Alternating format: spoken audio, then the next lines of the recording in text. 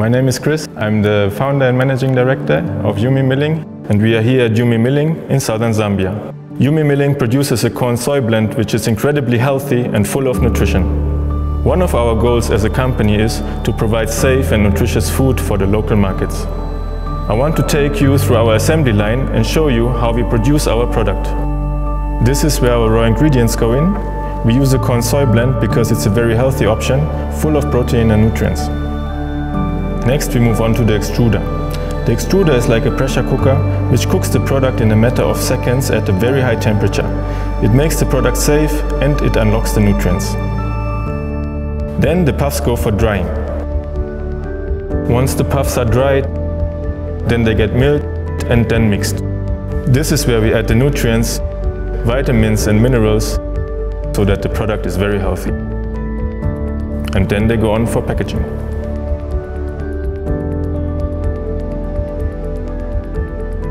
TechnoServe, USAID and Partners in Food Solutions have been a really important partner for us.